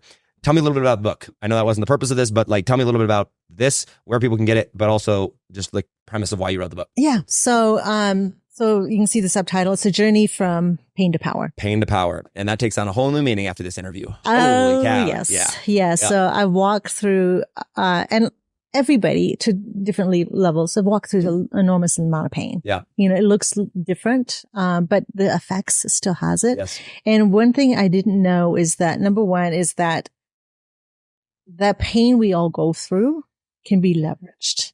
Like, nothing's lost just because something didn't work out, or we had a disappointment, or whatever. We go through these seasons, but I can look at the season and say, where in the question that I ask every time now, because I shortened the season instead of having a walk of like, okay, what, and why? It's like, what is the gift in this, and how can I leverage it? Because I'm not going to go through pain and suffering unless it's going to catapult me to the next level. And so when I go through a major heartbreak or pain, I know I'm about to break to the next level. So that is a very interesting principle. I'm still digging through of how that happens and why that happens. Yeah. But I now know that if I can ask, what's the gift in this? It totally accelerates the leveling up. So here, which is why I can crush it now. So I just came through just recently a really, really tough season. That you think you work through stuff until somebody does something. And it's usually people that are closest to you. And they pull the rug, and somebody pulled the rug for me, and I fell flat on my face. And Josh, it was so hard that for the first time, and you would think of me writing books, all this going on, that I lost my vision because I had developed a vision in another direction. And then all of a sudden everything's taken away. And this is where I'm, my faith walk in being able to communicate to God just as like a friend. Yeah. I had a lot of questions, right? And something beautifully showed me that, because it's like, I lost my vision. And you said, if the people do not have a vision, they perish, they die. Now I know, because I've literally felt like dying in the spot. I'm like, I have nothing. I don't feel like I had hope. It's like you get into this trap and it's really self-absorbent, but it was in the moment there. And it was so sweet because I saw this picture open up in front of me. And it's like, we live on this road. It's a dirt road. And when traffic goes by and they throw up the dust, and all of a sudden I felt like I'm standing there and I see this dust all thrown up. And the words were, be still. He said, the dust, talk about principles, has to settle. Yeah. It's only going to be here for a moment. As soon as it settles, you'll be able to see the future again. Yeah. And so I did. I just stood still because I had to remember all the past victories of crushing it versus the crushes that I went through. And so it's just like learning to stand still and allowing everything to come up. People think like, well, all this emotions, because talk about emotional damage and all the emotions I had to go through in the breakage of going through all the physical abuse, emotional abuse, verbal abuse, everything under the sun, and being able just like, you know what? It's all a part of me. Yeah. Now I can just let it come up, and emotions only last 90 seconds. Sometimes it seems like longer, but I breathe it through, but I know who I am now. Yeah. I know the God that I serve. I know who he's built in me to be and to speak, and my mission. And it's like, as long as I keep that in front of me, and always in those hardest times to stand, and above all, just stand to be. Yeah. And asking God, what's the gift in this? How can I learn? And how will you turn this together? Because it said, all things work together for good. Yeah. And I have to remember that. And that's for me, as again, a type A strong personality, to let go. Yeah. And that was the hardest time, but I realized a part of Patricia had to die during that last event, because it was that part of saying, I tried so hard to do all the right things, but I realized part of it was in my own strength. Yep. And it was like, okay, I got the message, and I let go. Amazing. And as soon as I let go, then that allowed God to come step in and bring a whole new pathway for me. Yeah. And I'm excited to see what this next chapter is. Yeah. But again, living through that, okay, from pain to power. Yeah. And allowing that to transmute itself into power. Yeah. Otherwise you can let it crush you. But now I know it's a choice. Yeah. We don't have to stay there. We don't have to let it just bury us under there because of people's circumstances or whatever. We actually have a choice. And thank God I had some really great people around me to remind me. It's like, remember this. God didn't bring you this far. Yeah.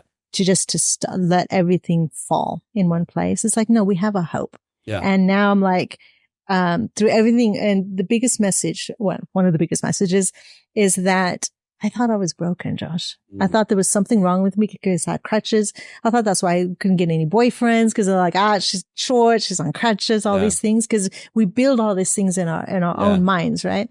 And then going to Tony Robbins and all these great people and understanding, like, wait a minute.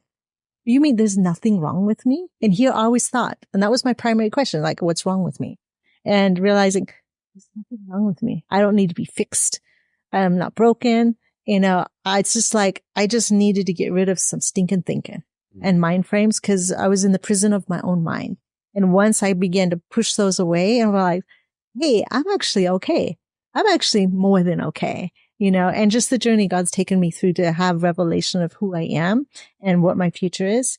And that's for everyone. I'm not his favorite, although sometimes I say I'm his favorite, but we have a future. We have a hope. And the book is showing my journey from pain to power that people can read and see themselves into my stories. Like, okay, if I can do it and be pulled from that and to have a future that I do, then the promise is for everybody else too. Makes sense.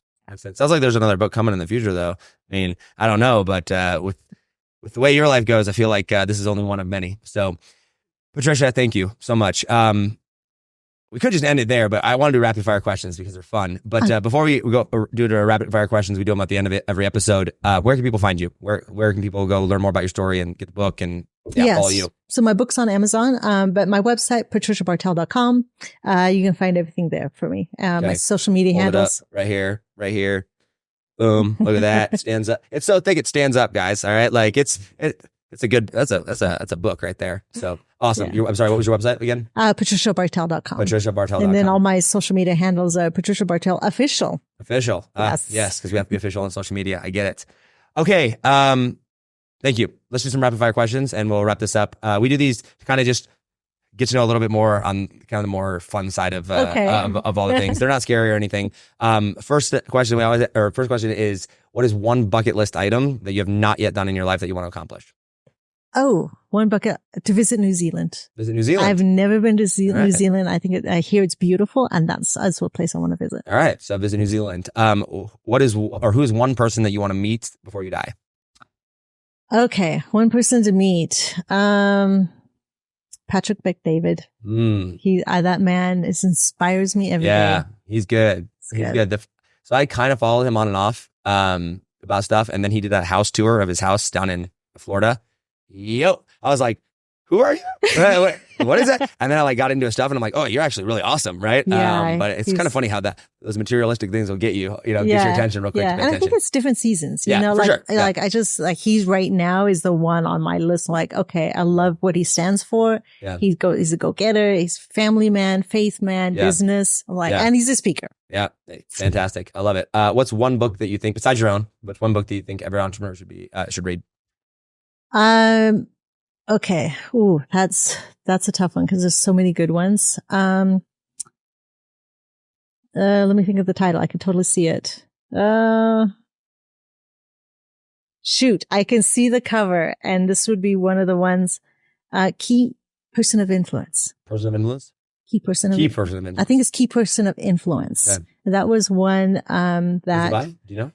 No, okay. I just, the vision, the creative part is I remember thinking it's like that one because that totally shifted. We're like, okay, follow this, and this of how people see you and that pathway to be that key person of influence. Yeah.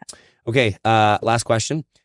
Fast forward to you in your life, and you're on your deathbed and every single person that you have been called to influence, which for you will be quite a bit. But the people you've been called to influence, they will forget everything that you've ever taught them or told them or said to them and not remember any of it. However, you get to leave them with one final message, right? One final piece of advice that they will believe 100% to be true with no justification, right? They'll live it out. What's the message?